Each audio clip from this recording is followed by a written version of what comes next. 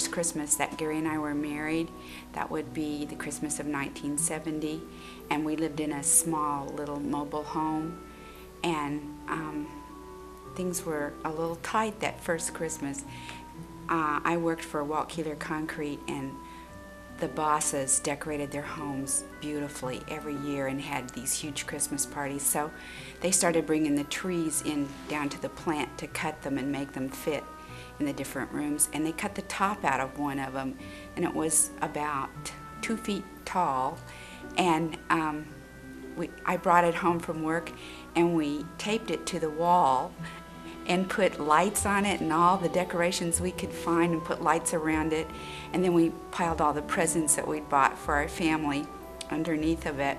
And that was our first Christmas tree. One of my funniest Christmas memories was when I was just a little guy. I was probably 4 or 5, and we had so many people in the extended family in the room, probably 40 in my grandparents' living room. And my dad insisted on handing out the presents one at a time, calling the names, and he had his system, and all the kids were getting so impatient.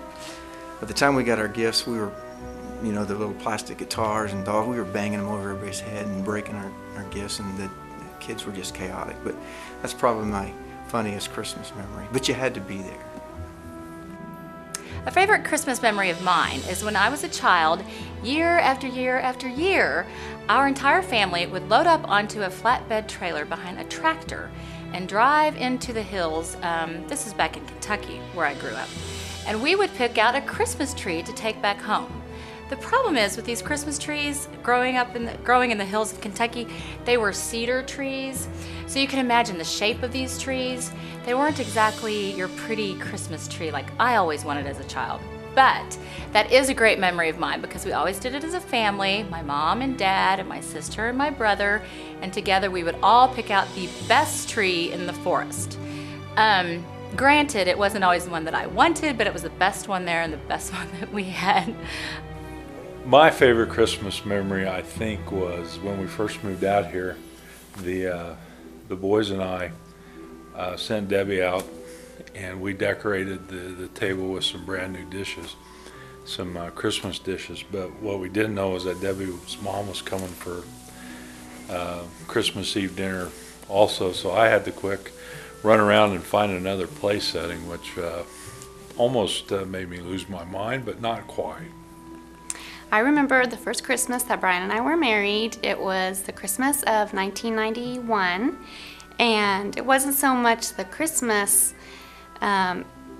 presents, but it was that we were so lonely to be away from our families and dying to be with them that we drove to Brian's dad's in Albuquerque, and then we drove to his mom's in Clovis, New Mexico, and then we drove to Oklahoma City to be with my family. So we drove over 1,500 miles that first Christmas just because we wanted to be with our family.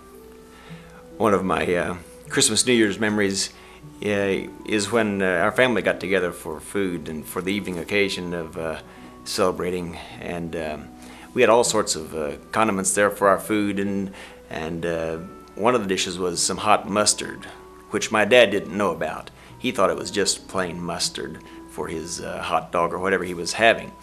Well, I had him try that, and he took a little bit of that, didn't realize what it was, and he about lit up and oh my, what's it? I said, hey Dad, let me have it. He said, just leave me alone.